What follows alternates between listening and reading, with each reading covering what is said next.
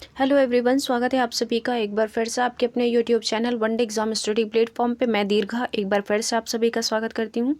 तो दोस्तों, हम लोग जो है यहाँ पर केवीएस पीआरटी के लिए अगर हम लोग सब्जेक्ट की बात करेंगे तो यहाँ पर जो है आपका ईवीएस सब्जेक्ट से कुछ मोस्ट इंपॉर्टेंट क्वेश्चंस रखे गए हैं जो कि आपका एनसीईआरटी आधारित प्रश्न होंगे।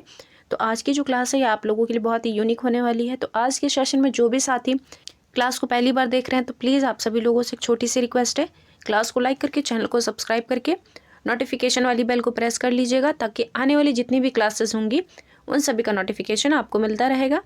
तो चलिए देर ना करते हुए शुरू करते हैं आज की अपनी क्लास को। और हम लोग यहाँ पर जो है पहला क्वेश्चन देखेंगे। देखिए क्या कह रहा है। बच्चों के किस आयु वर्ग के लिए शिक्षा का अधिकार अधिनियम एक मौलिक अधिकार बनाया गया है। विकल्प क्या दिए गए यहाँ पर। 2 से लेकर के 14 साल होगा, 6 से लेकर के 14 साल होगा, 2 से लेकर के 7 साल होगा या फिर आपका 4 से लेकर के 12 साल होगा। सभी लोग कमेंट बॉक्स में आंसर करके बताएंगे कि किसके अंदर ये बात कही गई थी। आंसर आएंगे सभी साथियों के, कोई भी ऐसा नहीं है कि जो आंसर नहीं करेगा, सभी लोग आंसर करेंगे एक तरफ से।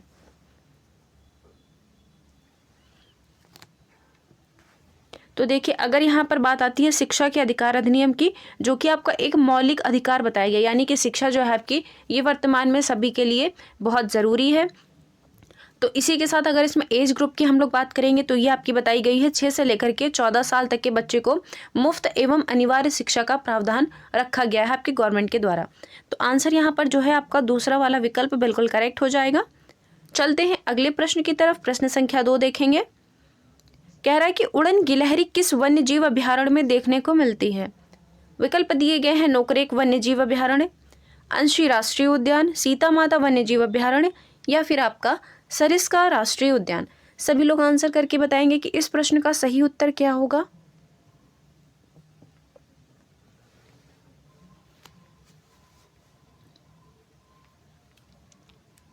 तो देखिए, यहाँ पर बात किसी की जा रही है उड़न गिलहरी की, यानी कि जो आपकी उड़ने वाली गिलहरी। एक तो आप लोगों ने नॉर्मल देखी हुई जो कि पेड़ों पे चलती है और एक आपकी उड़ने वाली गिलहरी है।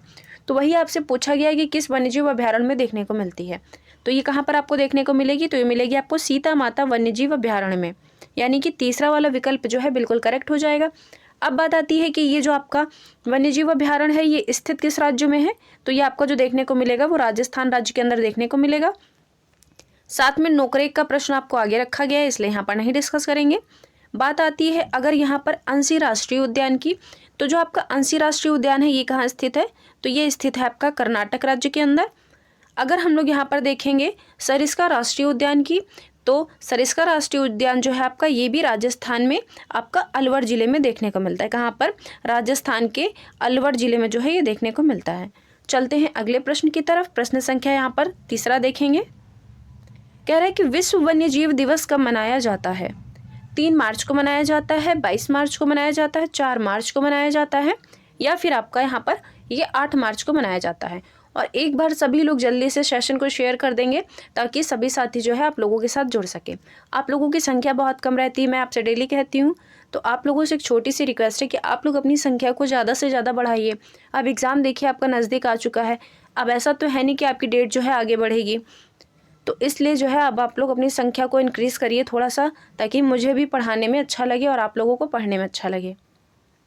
तो यहाँ पर देखिए बात किसकी की गई है, विश्व वन्य जीव दिवस की।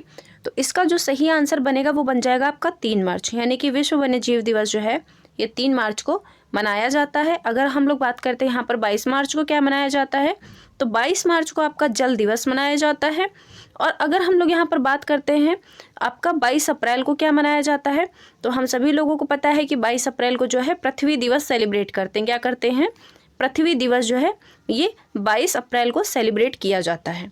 तो इनको याद रखिएगा, क्योंकि हो सकता है अगर प्रश्न बनने के चांसेस होंगे तो इन तीनों से ज़्यादा बनने के चांसेस हो जाएंगे। बात आती है अगर 4 मार्च के बारे में, तो 4 मार्च को आप सभी को पता है कि राष्ट्रीय सुरक्षा दिवस मनाया जाता है। और अगर हम लोग बात करते हैं 8 मार्च की, तो इस दिन क्या मनाया जाता है, तो इस दिन आपका अंतर्राष्ट्रीय महिला दिवस मनाया जाता है। क्या मनाया जाता है, अंतर्राष्ट्रीय महिला दिवस मनाया जाता है। तो इसको याद रखिएगा। बढ़ते हैं अगले प्रश्न की तरफ। प्रश्न संख्या यहाँ पर 4 देखेंगे। कह रहा है कि घटपर्णी पौधे की क्या विशेषता नहीं है। आप लोगों ने पढ़ रखा होगा घटपर्णी पौधों के बारे में, जो कि आपका एनसीईआरटी से लिया गया प्रश्न है। तो यहाँ पर देखिए क्या कह रहा है कि इस पौधे का आकार घड़े जैसा होता है तथा इसका मुंह पत्ते से ढका होता है। अगला कह रहा है कि यह छोटे कीटों को आकर्षित करने के लिए सुखद ध्वनि निकालता है। नेक्स्ट पॉइंट कह रहा है कि यह मेघालय, इंडोनेशिया और ऑस्ट्रेलिया में पाया जाता है। चौथा कह रहा है कि यह छोटे और बड़े कीटों को फंसाकर खा सकता है। पांचवा कह रहा है कि यह नाइट्रोजन की आपूर्ति के लिए कीटों को फंसाकर खाता है। अब सभी लोग आंसर करके बताएंगे कि घटपर्णी पौधे की क्या विशेषता नहीं है। सभी पॉइंट्स यहाँ पर आपके रखे गए हैं, तो अब आप लोग आंसर करके बताएंगे कि इस प्रश्न का सही उत्तर क्या होगा।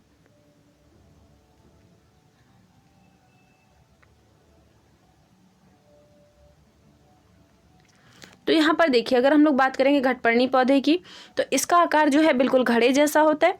कुछ इस तरह से जो है इसका स्ट्रक्चर होता है, आप लोगों ने देखा भी होगा, एनसीईआरटी में आपका ये डायग्राम बना भी हुआ है। इसी के साथ इसका मुंह जो होता है वो आपका एक पत्ते के माध्यम से ढका होता है। ये स्टेटमेंट बिल्कुल सही है। अगला कह रहा है यह छोटे कीटों को आकर्षित करने के लिए सुखद ध्वनि निकालता है। तो ये सुखद ध्वनि नहीं निकालता है, बल्कि मनमोहक खुशबू निकालता है। क्या निकालता है? मनमोहक खुशबू इसको निकालता है, तो याद रखिएगा इसको। अगला पॉइंट कह रहा है कि यह मेघालय, इंडोनेशिया और ऑस्ट्रेलिया में पाया जाता है। ये बात भी सही है। अगला कह रहा है कि यह छोटे और बड़े कीटों को फंसाकर खा सकता है, बिल्कुल, और इन्हीं कीटों को खाने से इसकी जो है नाइट्रोजन की आपूर्ति होती है, तो ये भी सही है। यहाँ पर आंसर आपसे गलत पूछा गया था, जो कि दूसरे वाले विकल्प में आपका बताया गया है, तो यही विकल्प आपका एकदम गलत दिया है। चलते हैं अगले प्रश्न की तरफ। प्रश्न संख्या 5 देखेंगे। कह रहा है कि रेड डाटा बुक किसके द्वारा प्रकाशित की जाती है? विकल्प दिए गए हैं विश्व वन्यजीव कोष के द्वारा, USEPA के द्वारा, या फिर अंतर्राष्ट्रीय प्रकृति संरक्षण संघ के द्वारा, जिसे IUCN भी कहा जाता है, या फिर इनमें से सभी। आंसर करके सभी लोग बताएंगे कि आपका जो रेड डाटा बुक है ये किसके द्वारा आपकी प्रकाशित की जाती है। तो देखिए, आप लोग आंसर करिए, तब तक हम लोग इसके बारे में कुछ थोड़ा सा डिस्कस कर लेते हैं। देखिए, अगर हम लोग बात करते हैं यहाँ पर रेड डाटा बुक की, तो आपकी जो ये रेड डाटा बुक है, ये जो आपकी विलुप्ति की कगार पर जो जीव होते हैं उनको इंक्लूड किया जाता है इस बुक के अंदर। यानी कि जो आपकी संकटग्रस्त प्रजातियां होती हैं उनको रखा जाता है इनके अंदर। और साथ में अगर हम लोग बात करते हैं यहाँ पर जो आपकी रेड डाटा बुक थी, तो ये पहली कब लॉन्च की गई थी? तो पहली जो आपकी रेड डाटा बुक थी ये 1968 में आई थी। कब आई थी? 1968 में आई थी। यहाँ पर स्थापित की बात नहीं हो रही है, यहाँ पर पहली बुक की बात की जा रही है। किसकी बात की जा रही है? जो आपकी पहली रेड डाटा बुक थी इसकी बात यहाँ पर की गई है। तो जो आपकी 1968 में आई थी, इसी के साथ ये जिसके द्वारा प्रकाशित की जाती है वो है आपका अंतर्राष्ट्रीय प्रकृति संरक्षण संघ। तो हिंदी में आपका ये दिया रहेगा और इंग्लिश में आपका हो सकता है शॉर्ट फॉर्म में IUCN दिया हो, तो आप लोग इसको याद रखिएगा। चलते हैं अगले प्रश्न की तरफ। प्रश्न संख्या 6 देखेंगे। कह रहा है निम्नलिखित में से जारवा जनजाति कहाँ निवास करती है? दक्षिण अमेरिका में, दक्षिण अफ्रीका पे, अंडमान निकोबार द्वीप समूह में, या फिर आपका लक्षद्वीप में। आंसर करिएगा सभी लोग क्वेश्चन नंबर 6 के लिए।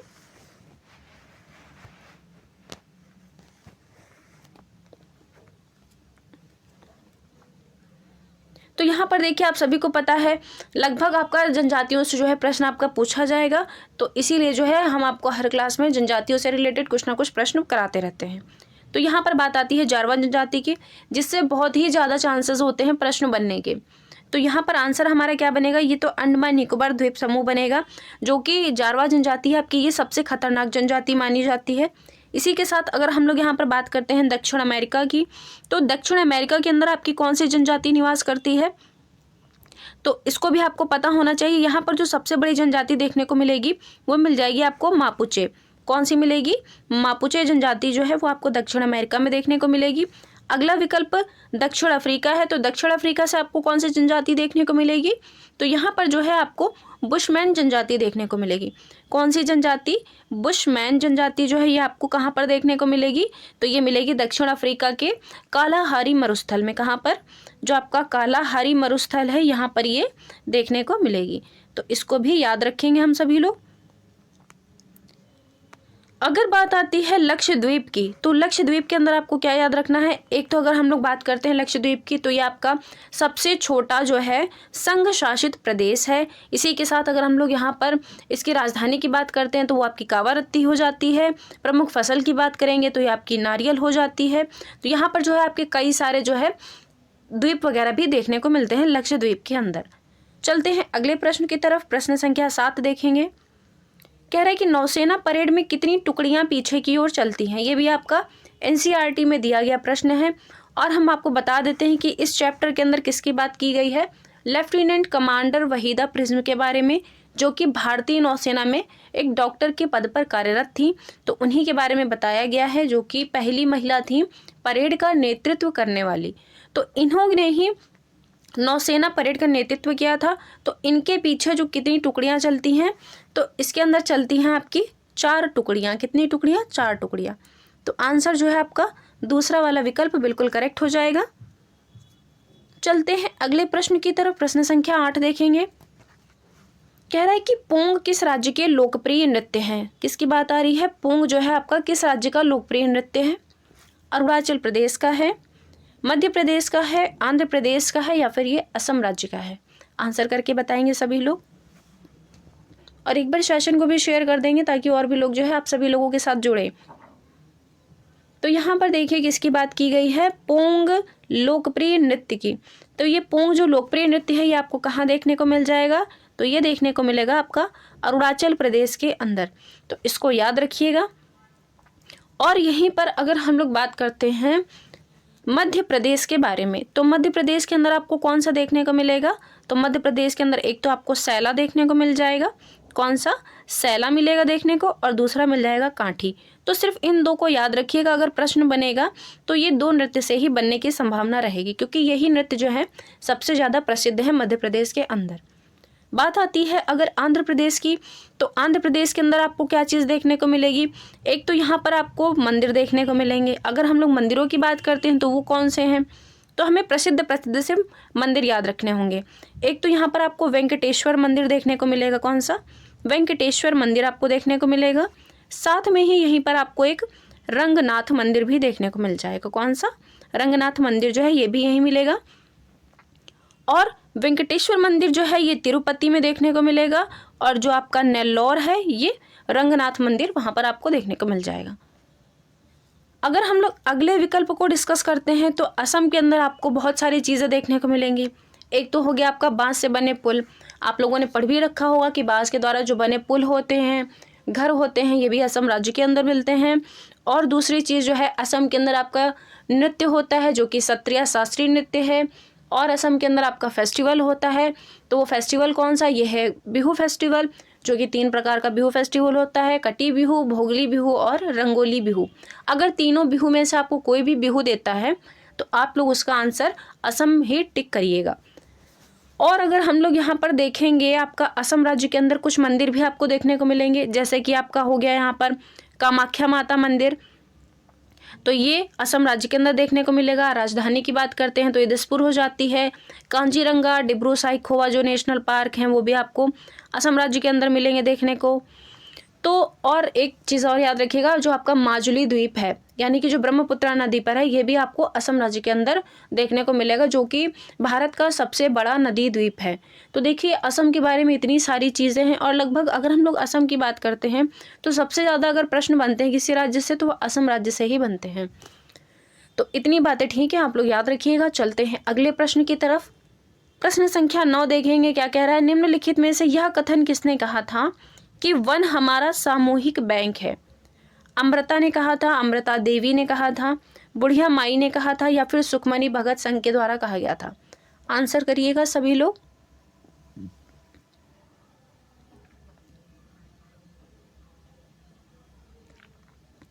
तो देखिए अगर हम लोग यहाँ पर सही आंसर की बात करेंगे तो ये हमारा किसने कहा था? बुढ़िया माई ने कहा था कि जो हमारे वन है ये हमारा सामूहिक बैंक है।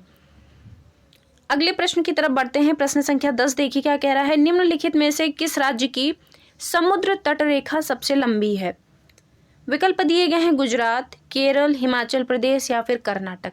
आंसर करिएगा सभी लोग। क्वेश्चन नंबर 10 के लिए बताएंगे कि आपका जो है किस राज्य की जो समुद्र तट रेखा है वो सबसे लंबी है। और अगर हम लोग यहाँ पर बात करते हैं आपका सबसे छोटी की, तो हमें सबसे छोटी कौन सी मिल जाएगी? तो जो आपकी सबसे छोटी समुद्र तट रेखा है वो है गोवा राज्य की। किस राज्य की? गोवा राज्य की। अगर हम लोग बात करते हैं इसकी किलोमीटर में तो ये है आपका लगभग 101 किलोमीटर लंबी। कितनी? 101 किलोमीटर लंबी है। और यहाँ पर अगर हम लोग सबसे बड़ी की बात करें वो हो जाएगी आपकी गुजरात की। अभी कितने किलोमीटर लंबी है? तो ये हो जाएगी 1600 किलोमीटर। कितनी हो जाएगी? 1600 किलोमीटर हो जाएगी। अगर यहाँ पर स्थल सीमा आपसे पूछ लेगा मान लीजिए, तो स्थल सीमा भी याद रखिएगा, अगर प्रश्न पूछेगा तो आपको पता होना चाहिए। तो स्थल सीमा है हमारी लगभग 15,200।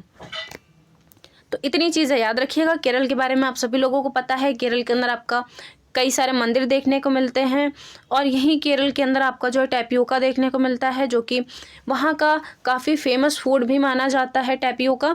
और यहाँ पर जो है केरल राज्य के ही अंदर आपको वल्लम नाव, फेरी नाव का प्रयोग जो है बच्चे स्कूल आने जाने के लिए करते हैं। तो ये सब बातें जो हैं आप लोग ध्यान रखिएगा। इसी के साथ हिमाचल प्रदेश के अंदर क्या याद रखना है, हिमाचल प्रदेश में आपको जो है यहाँ के जो घर होते हैं वो आपको लकड़ी के द्वारा निर्मित होते हैं, साथ ही जो पत्थर वगैरह होते हैं इनके द्वारा जो निर्मित घर होते हैं वो आपको हिमाचल प्रदेश यानी हिमाचल प्रदेश जो राज्य है इसके अंदर देखने को मिल जाएंगे। चलते हैं अगले प्रश्न की तरफ। प्रश्न संख्या 11 देखेंगे। कह रहा है कि नोकरेक नेशनल पार्क कहाँ स्थित है। विकल्प दिए गए हैं, मेघालय होगा, कर्नाटक होगा, उत्तर प्रदेश होगा या फिर आपका उत्तराखंड होगा। आंसर करिएगा सभी लोग, बताएंगे कि जो आपका नोकरेक नेशनल पार्क है ये किस राज्य में स्थित है।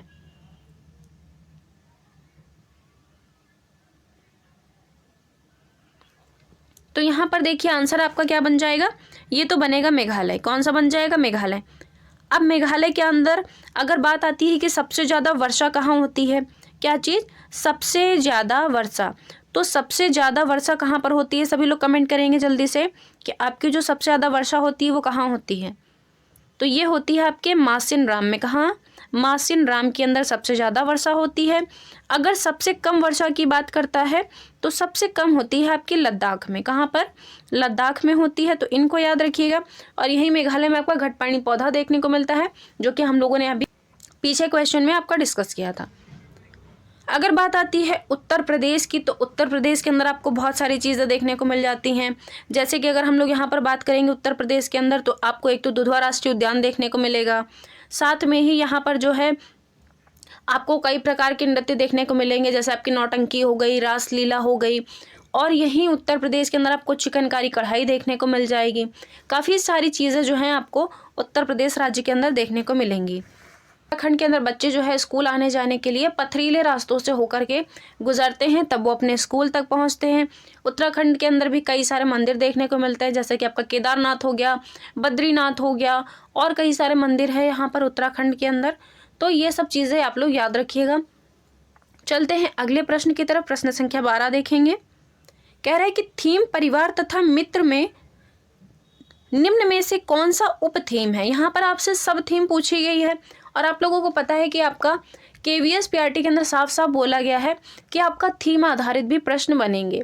यानी कि जैसे आपको वाटर थीम हो गया, तो ये जैसे आपकी नदियाँ हो गई, पहाड़ हो गया, जलाशय हो गया, तो ये सभी जो है आपका जल थीम के अंतर्गत आता है। तो इसलिए जो है सारे चैप्टर इस तरह से कवर किए जाते हैं। तो थीम के अंदर आपके बहुत सारे चैप्टर इंक्लूड हो जाते हैं, तो जिन्हें पढ़ना बहुत ही ज़्यादा लंबा हो जाता है। तो इसलिए सिर्फ इंपॉर्टेंट क्वेश्चंस रखे जाते हैं जिनकी संभावना होती है पेपर में आने की। तो यहाँ पर आपसे देखिए उप थीम पूछा है, तो इसका आंसर क्या बनेगा हमारा, ये बन जाएगा कार्य और खेल। क्या बनेगा, वर्क एंड प्ले जो है हमारा, ये सब थीम है। अब हम लोग चल के आगे थोड़ा डिस्कस कर लेते हैं कि आपकी जो थीम और उप थीम कौन कौन सी हैं। तो देखिए पर्यावरण अध्ययन के अंदर आपकी 6 मुख्य थीम है, यानी कि जो आपकी थीम है वो 6 मुख्य है। सब थीम की बात करता है तो वो है आपकी 4। कौन सी, सब थीम की अगर बात करता है तो वो है आपकी 4। अब देखिए थीम कौन सी है, परिवार एवं मित्र, दूसरा हो गया भोजन, तीसरा हो गया आश्रय या फिर आवास भी लिख के दे सकता है आपको, चौथा हो गया पानी, पांचवा हो गया यात्रा, छठा हो गया चीज़ें जो हम बनाते हैं और करते हैं। तो ये आपकी रही थीम। इसी के साथ सब थीम आपकी कौन सी हो जाएंगी, आपका रिलेशनशिप हो जाएगा, आपके एनिमल्स हो जाएंगे, प्लांट्स हो जाएंगे, और वर्क एंड प्ले जो हो जाएगा, ये सभी आपकी चारों क्या हो जाएंगी, सब थीम हो जाएंगी। तो इतनी बात याद रखना है आप सभी लोगों को, क्योंकि इनसे प्रश्न जरूर बनेगा। चलते हैं अगले प्रश्न की तरफ। प्रश्न संख्या 13 देखेंगे। कह रहे कि पर्यावरण संरक्षण अधिनियम कब पारित हुआ था, 1998 में, 1986 में, 1974 में या फिर 1982 में। आंसर करिएगा सभी लोग। तो देखिए अगर हम लोग बात करते हैं पर्यावरण संरक्षण अधिनियम की, तो ये आपका कब पारित हुआ था, ये पारित हुआ था आपका 1986 में। कब आया था, 1986 में। और यही 1986 में आपका एक अधिनियम और आया था जो कि आया था आपका उपभोक्ता संरक्षण अधिनियम। और इसी के साथ कुछ इंपॉर्टेंट है एक दो, उनको आप लोग याद रखिएगा। अगर बात करता है यहाँ पर 1927 में आपका क्या आया था, तो 1927 के अंदर आपका वन अधिनियम आया था। कौन सा अधिनियम आया था आपका, तो ये आया था वन अधिनियम आया था। अगर हम लोग दूसरे की तरफ चलते हैं यानी कि दूसरा देखेंगे तो 1972 याद रखिएगा, यानी कि 1972 के अंदर क्या आया था, तो इस टाइम पे आया था आपका वन्य जीव संरक्षण अधिनियम। कौन सा, वन्य जीव संरक्षण अधिनियम था जो कि आपका 1972 में आया था। अगर हम लोग बात करते हैं 1973 में क्या आया था, तो 1973 में आपका टाइगर प्रोजेक्ट आया था। क्या आया था, टाइगर प्रोजेक्ट आया था। तो इसको भी याद रखिएगा क्योंकि ये सब प्रश्न जो है आपके एग्जाम में पूछे जा सकते हैं। इसको ऐसे ही नहीं लेना, यानी कि एक तरफ से सुना और दूसरे कान से बाहर कर दिया, ऐसा नहीं करना है। अगर हम मेहनत करें तो आप लोगों का भी फर्ज बनता है कि आप लोग इसको याद करके चले। तो इन सभी को जो है आप लोग अच्छे से याद रखिएगा क्योंकि ये बहुत ही ज़रूरी हो जाते हैं आप लोगों के एग्जाम के पॉइंट ऑफ व्यू से। चलते हैं अगले प्रश्न की तरफ। प्रश्न संख्या 14 देखेंगे। यहाँ पर 2 बार रिपीट हो गया है।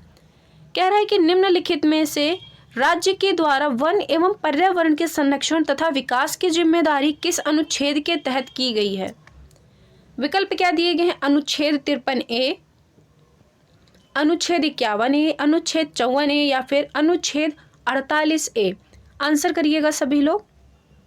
बहुत ही ध्यान से क्वेश्चन को पढ़ेंगे तभी आंसर करेंगे। कोई भी साथी जल्दीबाजी में आंसर करके नहीं बताएगा। सभी लोग आराम से क्वेश्चन को पढ़ के तब आंसर करेंगे।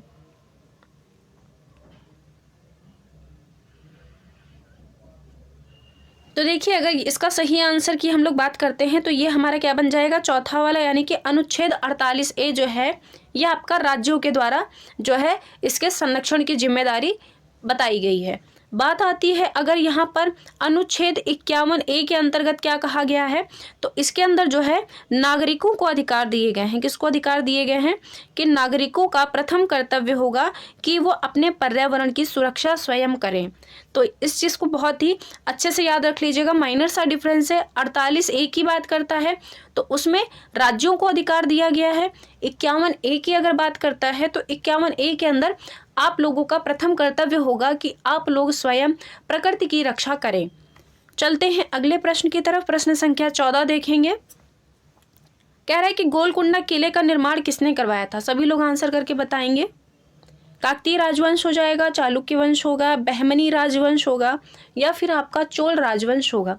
इसी के साथ में जिन्हें अगर ऑप्शन के बारे में भी कुछ भी अगर थोड़ा बहुत पता होता है तो आप लोग कमेंट बॉक्स में कमेंट करके ज़रूर बताया करिए, यानी कि एक्सप्लेनेशन दिया करिए। इससे क्या होता है, आप लोगों का रिवीजन होता रहता है। तो सभी लोग जिनको पता होता है थोड़ा बहुत भी, तो आप लोग करते रहा करिए। और डेली जो है आपकी क्लास में ऐसा नहीं है अगर आप लोगों को जवाब नहीं मिलता है तो आप लोगों की क्लास देखी नहीं जाती है, तो ऐसा बिल्कुल भी नहीं है।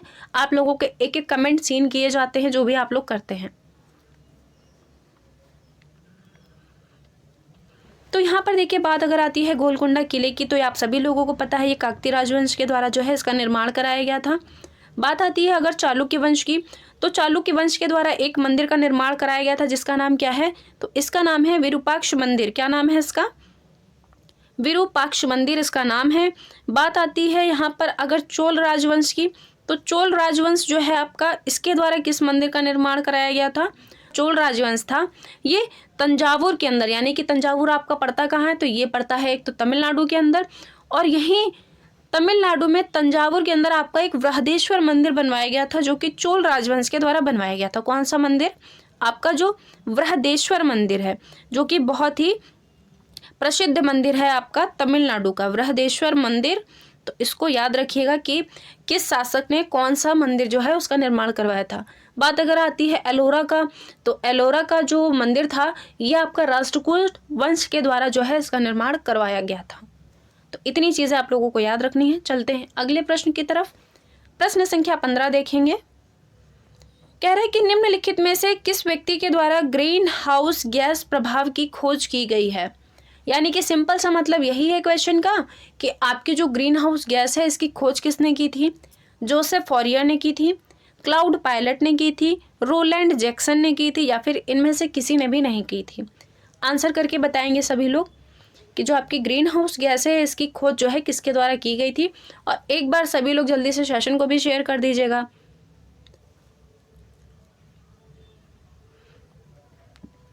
तो यहाँ पर देखिए अगर हम लोग सही आंसर की बात करेंगे तो ये हमारा जो पहला वाला विकल्प है जोसेफ फॉरियर, तो इनके द्वारा जो है ग्रीन हाउस प्रभाव की खोज की गई थी। अब हम लोग यहाँ पर देख लेते हैं कि आपकी जो ग्रीन हाउस गैसेज हैं वो कौन सी हैं। तो देखिए यहाँ पर एक तो हो गई आपकी कार्बन डाइऑक्साइड, दूसरी हो गई मीथेन, तीसरी हो गई नाइट्रस ऑक्साइड, फिर हो गई आपकी CFC, HCFC, उसके बाद टेट्राफ्लोरोमीथेन, उसके बाद हो गया हेक्साफ्लोरोमीथेन, फिर सल्फर हेक्साफ्लोराइड, उसके बाद नाइट्रोजन टेट्रीफ्लोराइड। तो ये सारी गैसेस जो हैं आपकी ये ग्रीन हाउस गैसेस से संबंधित हैं, तो इनको याद रखते हुए चलेंगे। बढ़ते हैं अगले प्रश्न की तरफ। प्रश्न संख्या 16 देखेंगे।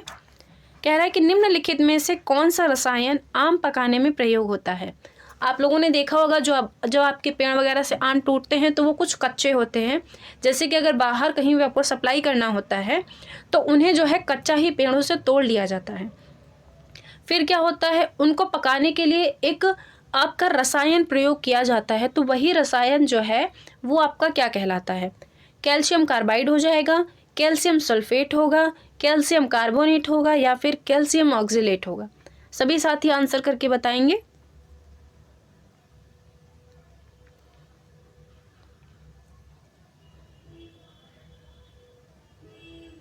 तो यहाँ पर देखिए अगर हम लोग सही आंसर की बात करते हैं तो ये हमारा कैल्शियम कार्बाइड हो जाएगा। क्या बनेगा, कैल्शियम कार्बाइड हो जाएगा, यानी कि पहला वाला विकल्प जो है ये बिल्कुल सही है। गांव वगैरह में आप लोगों ने सुना भी होगा, लोगों के मुंह से बोलते हैं कार्बेट लगा दो और आम जो है आपके बहुत ही जल्दी पक जाएंगे, तो वही कार्बेट जो है वो आपका कैल्शियम कार्बाइड होता है।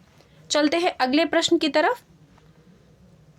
प्रश्न संख्या 17 देखिए क्या कह रहा है। नीचे दिए गए राज्यों में से कौन सा समूह केंद्र शासित प्रदेशों को चिन्हित करता है, यानी कि किस समूह में केंद्र शासित प्रदेश आपके दिए गए हैं। मिजोरम पश्चिम बंगाल, नागालैंड उड़ीसा, गुजरात राजस्थान या फिर पुदुचेरी और लक्षद्वीप। आंसर करिएगा सभी लोग, बहुत ही ईजी क्वेश्चन है, किसी का भी गलत आंसर नहीं आना चाहिए।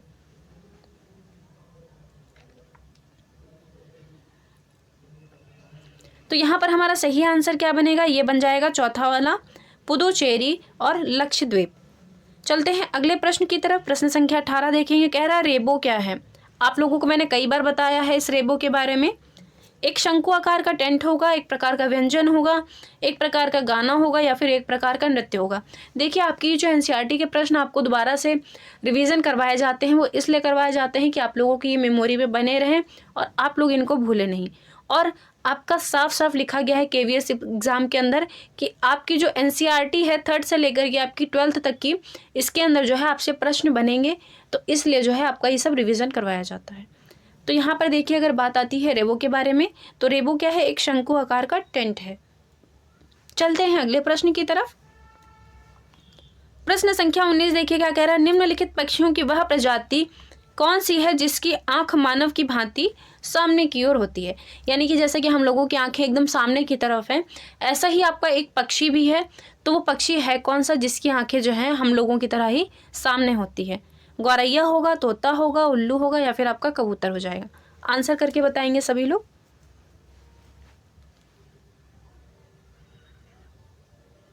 तो इसका सही आंसर क्या बनेगा, ये बन जाएगा उल्लू। चलते हैं अगले प्रश्न की तरफ। प्रश्न संख्या 20 देखेंगे। कह रहा है कि हमारे देश में एक स्थान है जिसे ठंडा रेगिस्तान कहते हैं। यह क्षेत्र ऊंचा और समतल है, कहाँ स्थित है। हिमाचल प्रदेश में, लद्दाख में, जम्मू कश्मीर में या फिर आपका हरियाणा के अंदर। आंसर करिएगा सभी लोग।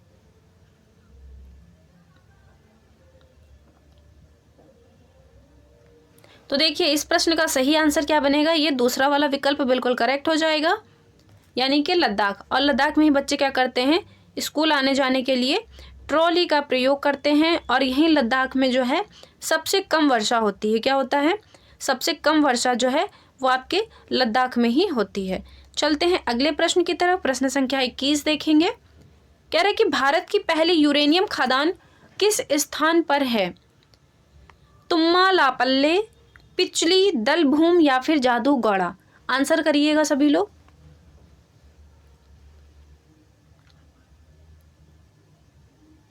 तो यहाँ पर किसकी बात की जा रही है, भारत की जो पहली यूरेनियम खदान है ये किस स्थान पर है, तो यह है आपकी जादूगौड़ा में। कहाँ पर, जादूगौड़ा में। अब बात करते हैं ये जादूगौड़ा पड़ता कहाँ पर है, तो ये पड़ता है आपका झारखंड राज्य में। कहाँ पर, झारखंड राज्य में ये पड़ता है। और यहीं पर झारखंड का जो सिंहभूम जिला है, कौन सा, झारखंड का जो सिंहभूम जिला है, यहीं पर आपका एक जादूगौड़ा गांव स्थित है। तो उसी गांव के नाम पर जो है ये आपकी जादूगौड़ा की खान का नाम रखा गया है। तो सिंपल सा मतलब इसका यही है, यानी कि जो आपकी जादूगौड़ा की खान है ये झारखंड के अंदर आपका जो सिंहभूम जिला है, तो यहीं पर आपका एक जादूगौड़ा गांव स्थित है जो कि इसी के नाम पर रखा गया है। और एक आपका है यहाँ पर तुमाला पल्ले, यानी कि जो आपका पहला वाला विकल्प है ये भी आपकी यूरेनियम की खदान है जो कि कहाँ स्थित है, तो ये स्थित है आपकी आंध्र प्रदेश के अंदर। कहाँ पर, आंध्र प्रदेश के अंदर ये आपकी स्थित है, जो कि यहीं पर आपको देखने को मिलेगी। और एक चीज़ अगर हम लोग बात करते हैं यूरेनियम के बारे में, किसके बारे में, यूरेनियम के बारे में, तो यूरेनियम को कहा क्या जाता है, तो इसे जो है येलो केक के नाम से भी जाना जाता है। क्या, किस नाम से जाना जाता है, येलो केक के बारे में भी जो है इसे कहा जाता है। तो इसका नाम भी आप लोग याद रखिएगा। चलते हैं अगले प्रश्न की तरफ। प्रश्न संख्या 22 देखेंगे। कह रहे हैं कि हाथियों के विषय में नीचे दिए गए कथनों पर विचार कीजिए। गलत कथन चुनना है आपको। सभी लोग बताएंगे कि इस प्रश्न का सही उत्तर क्या हो जाएगा, यानी कि जो हाथियों के विषय में आपका नीचे स्टेटमेंट दिए गए हैं ये चारों, इनमें से कौन सा कथन जो है आपका गलत होगा। तो देखिए यहाँ पर पहले अगर हम लोग बात करते हैं तो कह रहा है कि हाथियों के झुंड में बुजुर्ग हथनी झुंड के सभी फैसले लेती है। करेक्ट है। एक बड़ा हाथी एक दिन में 100 किलोग्राम से भी अधिक पत्ते व झाड़ियाँ खा लेता है, ये भी करेक्ट है। हाथी 14 से 15 वर्ष तक की आयु में ही झुंड में रहते हैं, बिल्कुल, उसके बाद ये अपने झुंड को छोड़ करके चले जाते हैं। नेक्स्ट कह रहा है एक झुंड में 2 से 4 हथिनियाँ और उनके बच्चे रहते हैं, ऐसा कुछ नहीं है। ये यहाँ पर स्टेटमेंट जो है आपका गलत दिया गया है। 10 से 12 हथनियाँ और उनके बच्चे रहते हैं, तो ये स्टेटमेंट यहाँ पर गलत दी गई है, जो कि हमें गलत ही बताना था। तो चौथा वाला बिल्कुल गलत है। इसी के साथ हाथियों के बारे में और क्या याद रखनी है, आपके जो हाथी का बच्चा होता है तो ये लगभग आपका 200 किलोग्राम तक का होता है। कितना, 200 किलोग्राम तक का होता है जो आपका 6 महीने के हाथी का बच्चा होता है। और हाथियों को कीचड़ में खेलना बहुत ज़्यादा पसंद है। जब उन्हें गर्मी लगती है तो वो अपने कानों से ही हवा करके अपनी गर्मी को शांत कर लेते हैं। तो काफ़ी सारी चीज़ें जो हैं वो हाथियों के बारे में आपका NCERT के अंदर बताया गया है। चलते हैं अगले प्रश्न की तरफ। प्रश्न संख्या 23 देखेंगे। ऐसा कौन सा पक्षी है जो कौवे के घोंसले में अपने अंडे देता है। आंसर करके बताएंगे कि ये कौन सा पक्षी है।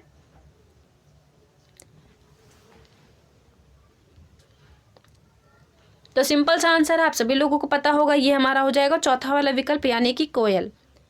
चलते हैं अगले प्रश्न की तरफ। प्रश्न संख्या 24 देखेंगे। कह रहा है कि प्राथमिक कक्षाओं का पर्यावरण अध्ययन का विषय क्षेत्र है जिसका एकीकरण है, यानी कि जो आपकी पर्यावरण अध्ययन है इसके अंदर किन विषयों का समावेशन है।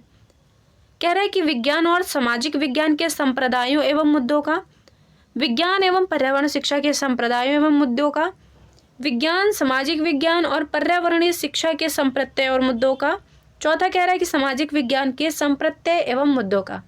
आंसर करिएगा सभी लोग, कोई भी साथी गलत आंसर नहीं करेगा। जो भी लोग हमसे पढ़ चुके हैं उन्हें इस प्रश्न का उत्तर जरूर पता होगा। मैंने आपको कई बार क्लास में रटवाया भी है कि आपकी जो EVS है ये 3 सब्जेक्टों का समावेशन है, यानी कि आपके जो 3 विषय हैं वो आपके पर्यावरण के अंतर्गत ही आते हैं, यानी कि बच्चे के ऊपर बोझ ज़्यादा ना पड़े, जिसलिए इन 3 सब्जेक्ट को एक में ही मिला करके बच्चे के बोझ को कम किया गया है। तो ये सब्जेक्ट हैं कौन से, तो ये हैं आपके विज्ञान, सामाजिक विज्ञान और आपका पर्यावरण शिक्षा। हो गया ना आपका 3। देखिए, विज्ञान आपका पहला हो गया, सामाजिक विज्ञान आपका दूसरा हो गया, पर्यावरण शिक्षा आपका तीसरा हो गया। तो यही जो आपकी प्रकृति होगी, मान लीजिए अगर आपसे पूछता है कि पर्यावरण अध्ययन की प्रकृति कैसी है, तो इसकी एकीकृत प्रकृति है। कैसी प्रकृति है, एकीकृत इसकी प्रकृति है। तो इसको याद रख लीजिएगा, क्योंकि अगर प्रश्न पूछेगा तो हो सकता है ये पूछ भी सकता है, तो इसलिए बहुत ज़रूरी है। चलते हैं अगले प्रश्न की तरफ। प्रश्न संख्या 25 देखेंगे। ब्रेड और इडली का आटा निम्न में से किस स्थिति के कारण उठता है। यीस्ट कोशिकाओं में वृद्धि हो जाती है तब उठता है, जीवाणु में वृद्धि होती है तब उठता है, ऊष्मा में वृद्धि हो जाती है तब उठता है, या फिर अपघर्षण के कारण उठता है। सभी लोग आंसर करेंगे प्रश्न संख्या 25 के लिए।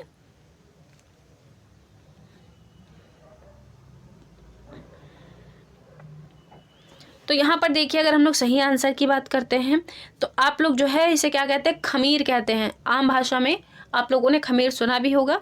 तो यही जब खमीर जो होता है इसके अंदर जब वृद्धि हो जाती है तब आपका ब्रेड और इडली जो है ये तैयार किया जाता है। तो ये थे आपके 25 क्वेश्चन जो कि मोस्ट सेलेक्टेड क्वेश्चन है एनसीईआरटी के अकॉर्डिंग। अब बात करते हैं यहाँ पर नेक्स्ट क्वेश्चन की। क्वेश्चन क्या कह रहा है कि मिज़ोरम की भाषा क्या है? डोगरी होगी, संथाली होगी, असमिया होगी या फिर मिज़ो होगी? ये क्वेश्चन आप सभी लोगों को पता है कि एक क्वेश्चन आपका होमवर्क क्वेश्चन होता है। तो इस प्रश्न का उत्तर आप सभी लोग कमेंट बॉक्स में कमेंट करके बताइएगा। और जिन लोगों ने कल जिस प्रश्न का उत्तर दिया था, यानी कि जो आपका स्ट्रोम्बोली ज्वालामुखी है वो कैसा ज्वालामुखी है, तो आप सभी लोगों को पता है कि ये एक सक्रिय ज्वालामुखी है जो कि कहाँ पर स्थित है, तो ये आपका सिसिली, जो आपका सिसिली द्वीप है, तो ये यहीं पर स्थित है। कहाँ पर? जो आपका सिसिली में उत्तर के अंदर जो है लिपारी द्वीप आपका बना हुआ है, ये वहीं पर स्थित है। तो देखिए यहाँ पर किसने किसने आंसर दिया है। एक तो इनका नाम नहीं है, यहाँ पर कोई @ यूज़र है, उसके बाद अंजलि कश्यप, रेनू यादव, फिर है आपकी प्रभा सिंह, उसके बाद जिया राणा, फिर है लक्ष्मी पांडे, शालिनी अग्रवाल, यूज़र करके कोई है, फिर है यहाँ पर महादेव, फिर नीता वर्मा, हेमंत कुमारी, उसके बाद प्रीति रानी, उसके बाद नीता वर्मा। तो ये सभी साथियों ने बिल्कुल करेक्ट आंसर दिया है इस प्रश्न का। और आज के क्वेश्चन का आंसर आप सभी लोग कमेंट बॉक्स में करिएगा। तो उम्मीद करते हैं कि आज की जो क्लास है आप सभी लोगों को ज़रूर पसंद आई होगी। कमेंट बॉक्स में कमेंट करके ज़रूर बताइएगा। और एक छोटी सी रिक्वेस्ट है कि आप लोग जो है क्लास में ज़्यादा से ज़्यादा जुड़िए। देखिए, अगर हम आप लोगों के लिए मेहनत करते हैं तो आपकी भी रिस्पॉन्सिबिलिटी बनती है कि आप लोग ज़्यादा से ज़्यादा लाइव आकर के जुड़िए। और हम अपनी तरफ से पूरी कोशिश करेंगे कि आपका जो KVS PRT का एग्ज़ाम है, इसके अंदर EVS सब्जेक्ट की बात आती है, तो हम अपनी तरफ से पूरी कोशिश करेंगे कि आपका जो EVS सब्जेक्ट है वो अच्छी तरह से तैयार हो सके। तो चलिए आज की क्लास को हम लोग यहीं पे वाइंड अप करते हैं। धन्यवाद।